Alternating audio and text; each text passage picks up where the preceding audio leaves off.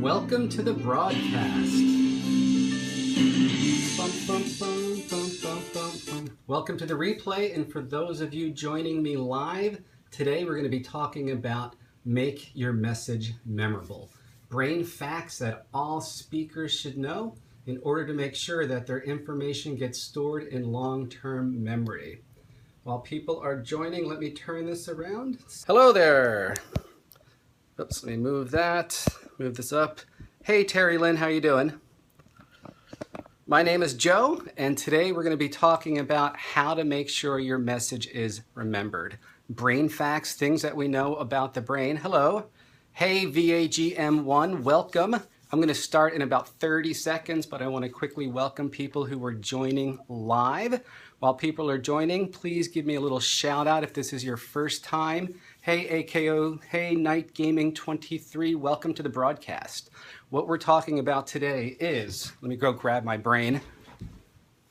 What we're going to be talking about, hey Rick, is the brain. What we know from neuroscience about the brain, how people learn information, but most importantly, how people remember it and why some things are well remembered and others aren't. What are we talking about? Today we're talking about make sure your message is memorable.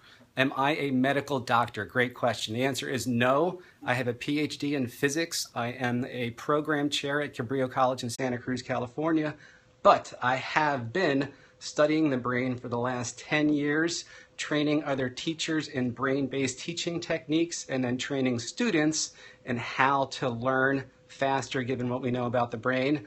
And I'm a best-selling author of Accelerated Learning Techniques for Students. Great. So what I want to do is give you 3 brain facts that are going to help you make sure your message is remembered. Because no matter how great a speaker you are, if at the end of the day people can't remember what you were talking about, then that's not going to be very effective now, is it? Now, I always like to recap because one of the keys to long-term memory is called spaced repetition. Awesome, I need this. Great. We all need reminders about how our brain learns information. Thank you for all the green hearts. Hey there, Beastly Ray Contour. Welcome to the show. Okay, so I'm going to put on my recap and let me quickly explain this. This is called a cognitive anchor. I set this up with my students so that every time I put this hat on, I am reviewing and recapping important information. They know that as soon as this hat comes on, we mean business. And I start every single class with a 5 to 10 minute recap of what I covered the previous day. So semester's about to start, so I thought I'd get my recap out and give you some recap of what I went through yesterday. So yesterday I went through 1 brain fact and then 24 different strategies that you could use. I'm going to cut that down a bit today. So the very first brain fact we went through is VAK memories are stored in different parts of the brain. Again, VAK memories, visual, auditory, and kinesthetic, are stored in different parts of the brain. Let me take this off for a second. Now, we have 3 main modalities for learning, ways of taking in information. And those 3 are visual, everything that we see, auditory, everything that we hear, and kinesthetic, things we do with our body, our sense of touch, our physicality.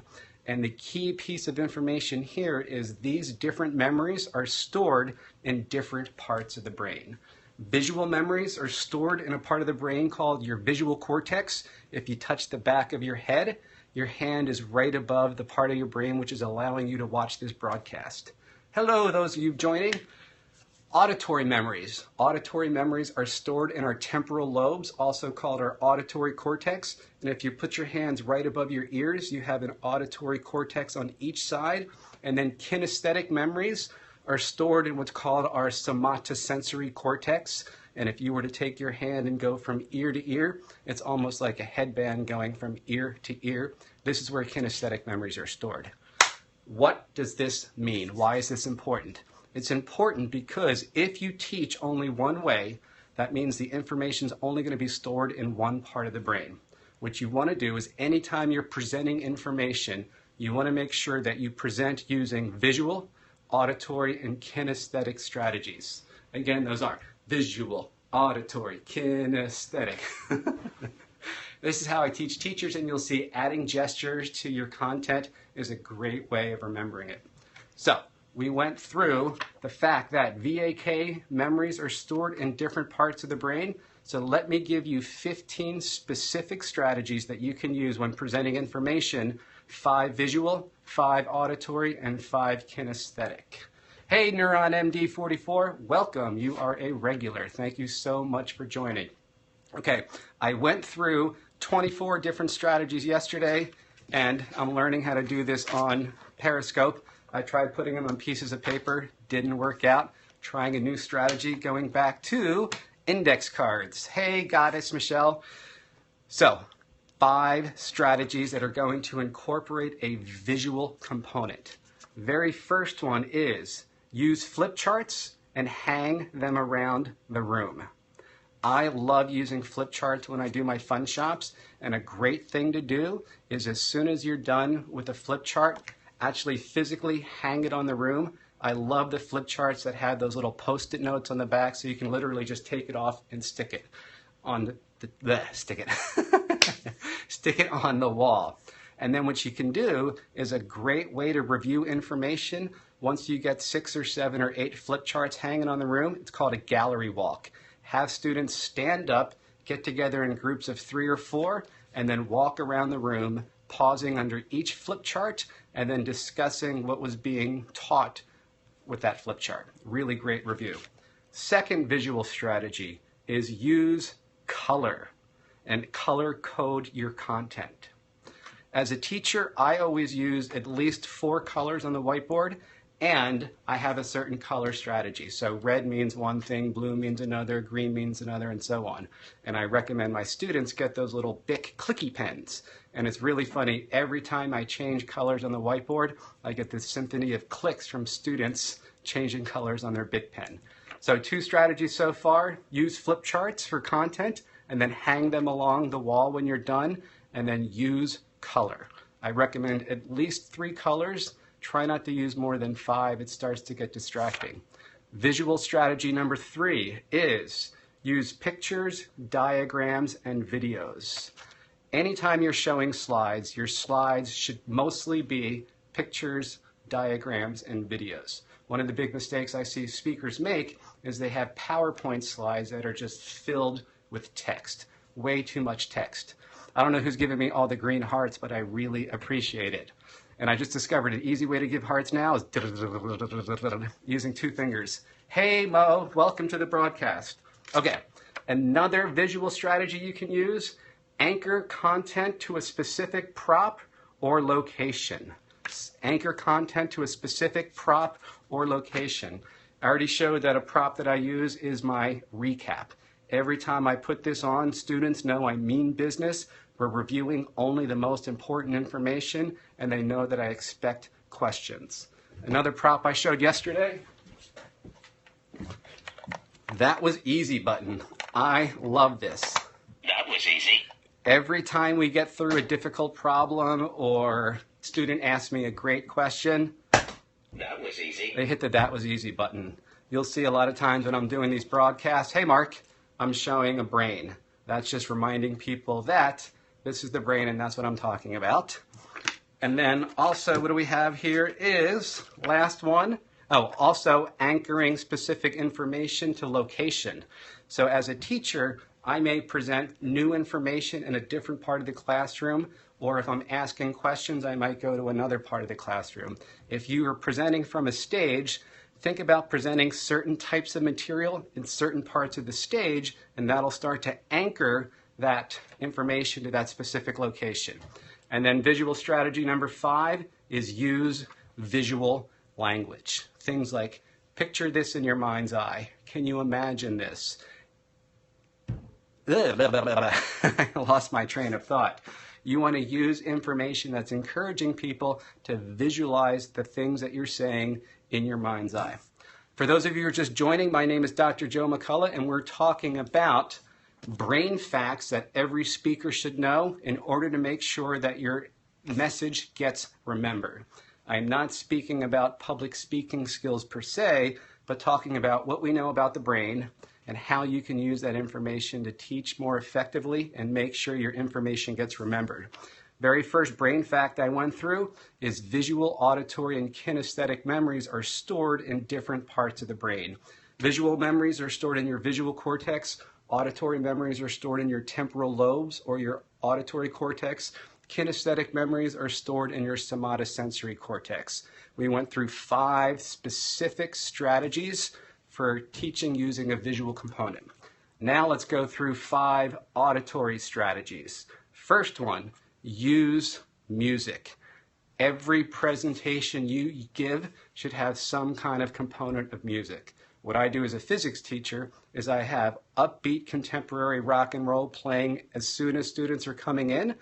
Anytime I have students interacting with a pair share or a partner review, I have upbeat non-lyrical music playing. Great thing about music is you can use music as an effective way of altering student state. If you want the energy in the room to be high, you put on upbeat rock and roll. If you want the energy to be somewhat more mellow because they're fast writing or journaling or something like that, you can play more mellow music like contemporary. Actually, I would recommend Baroque music, and I'll do a scope about this in the future, but Baroque is a form of classical music which really helps the brain get into an optimal brainwave state called alpha state. Okay. Second auditory strategy is use callbacks. What are they called? Callbacks. You're right. A callback is when you have students repeat information. So when I'm first setting up my fun shops, I'll go through this and I'll say, one of the strategies I'm using is to use callbacks. What's it called, please? And I'll pause and I'll wait and they say callbacks. It's a great thing to do because you're making sure the students are actively involved and you're also making sure they actually say the words themselves and then they hear them, and anytime we hear our own words, we're more likely to remember it.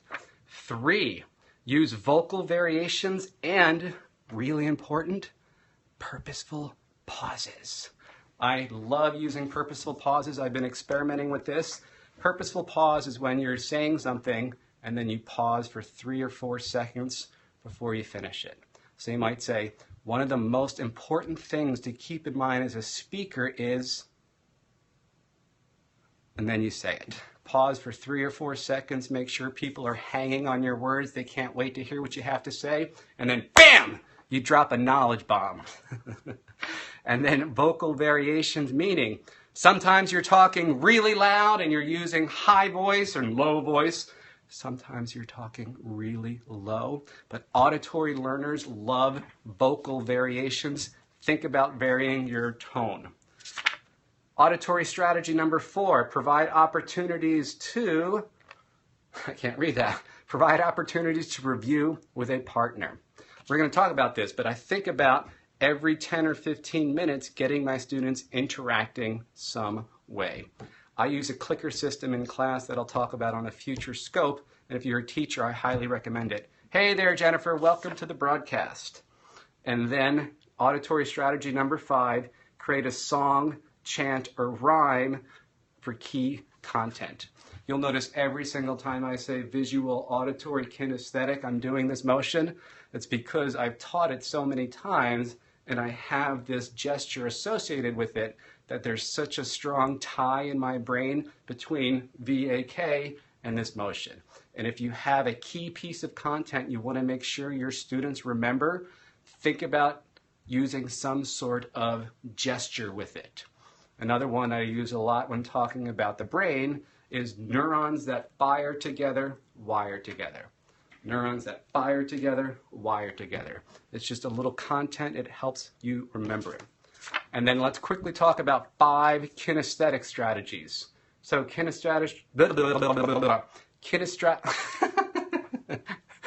and say that 5 times fast. Kinesthetic strategy number 1 is provide opportunities to learn by doing. Now, I don't know what you're presenting, but if you can, try and come up with some kind of activity where the students get to learn by doing. It might be role playing, it might be acting, it might be something, but get them involved. Kinesthetic learners love to learn by doing. 2, get students moving. As much movement as you can incorporate into your presentations, the better. I'll talk about this in a bit, but I'm thinking about every 5 or 10 minutes getting students moving, standing up, doing a pair share, stretching, something like that. 3, do standing reviews. If you have content where you're going to give people a chance to review with each other, think about having them just stand up and do the review standing up. Because after a while, sitting on your butt for too long is very exhausting and people start to lose focus. Strategy number 4, create motions for key content. You'll kind of see, like I was doing, I've got motions associated with key content. It makes it that much more memorable. And the last one is lead students in a quick stretch. Could either be sitting or standing, but a lot of times I'll just ask students to sit up, take a deep breath, adjust their physiology, or I might even just actually have them stand up and stretch for a little bit. So that was 15 different strategies you can use, 5 for visual, 5 for auditory, 5 for kinesthetic. And the reason these are important is because memories are stored in different parts of the brain depending upon what kind of memory it is. Before I move on to 2 more brain facts you need to know, I'd love to pause and see if there's any questions I can answer. Pause going once, twice. Okay, we'll move on. Let me quickly recap. My name is Joe. I'm the physics program chair at Cabrillo College, and today's scope is all about make sure your message is remembered. I'm talking about what we know about the brain and how we can use that information to make sure the content that we teach gets stored in our long-term memory. If you think this is useful, great info. Thank you so much. If you think this is useful, please follow me. You can swipe from left to right on an iPhone, swipe straight up on an Android, click follow, and please share this with other people if you feel like they'll find this useful. Okay, let's go to brain fact number 2.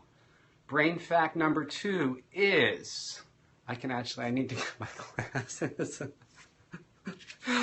Okay, I'm self-conscious, I just got reading glasses. Brain fact number 2 is our brain can only pay attention for about 10 minutes before losing focus. 10 minutes is about how long you have before people in the audience start to lose focus. So what you want to think about when you're designing your presentations is plan brain breaks every 10 to 15 minutes. A brain break is really just where you're giving your brain a break. Stand up and have students move, have students stretch.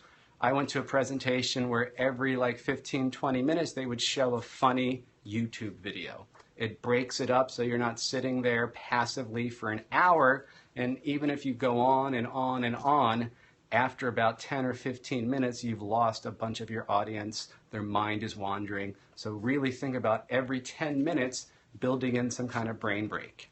And then brain fact number 3 is our brains are trained to respond to novelty. Another way I've heard this by Dr. John Medina, who wrote a great book called Brain Rules, is the brain doesn't pay attention to boring things. So as much as possible, try and increase the amount of novelty in your presentations. Increase novelty in your presentations. So how do you do that? For me, I've been experimenting with magic tricks.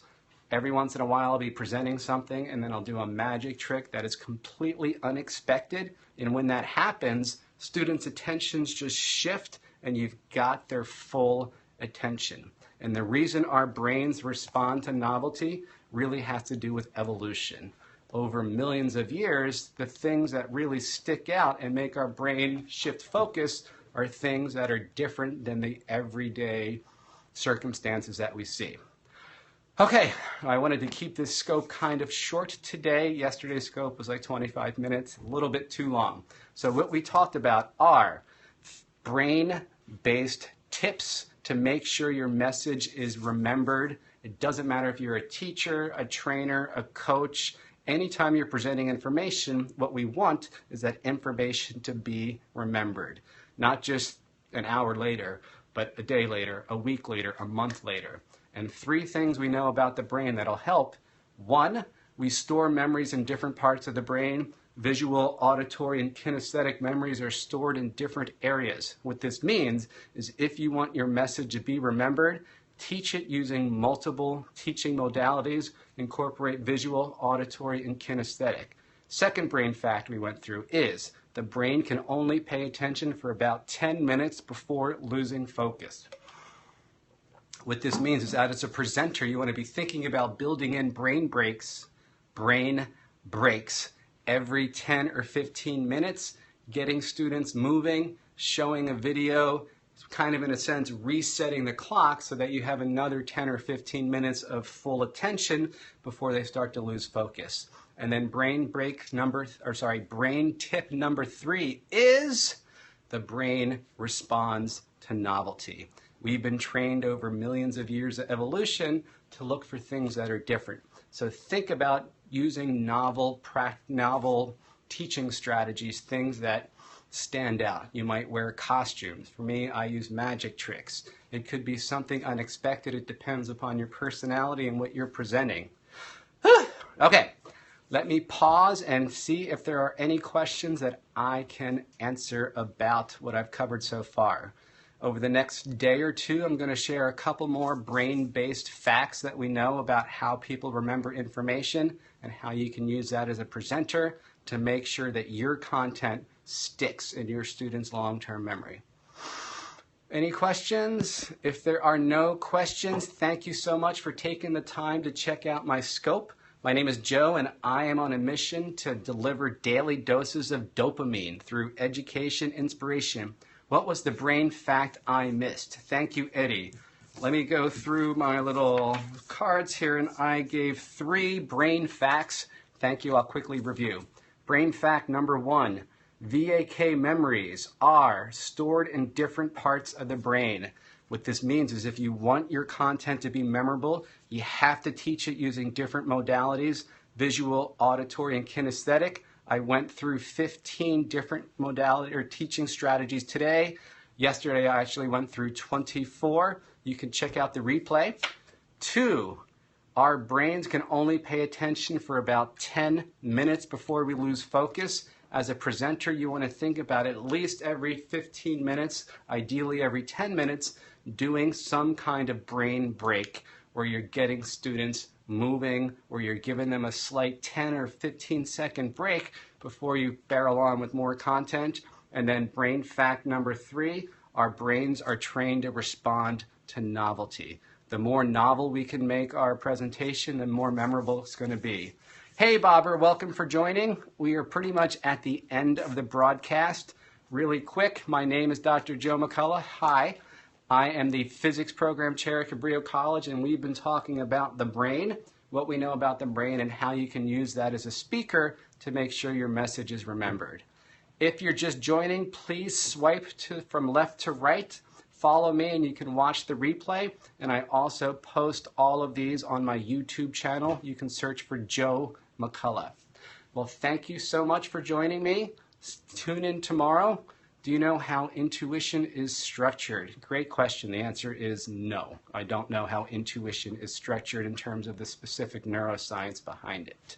My key focus is how people learn, how people take in information, and how I can use that as a teacher to teach more effectively, and how I can share that information with my students to make sure they're learning in the most effective way possible. So tomorrow I'm going to give a couple more brain facts, and then on Friday I'll give 1 or 2 more, and we'll sum it all up. So again, I'm scoping every single day for a year. My mission is to get on Periscope and share information that's going to help entertain, educate, and inspire.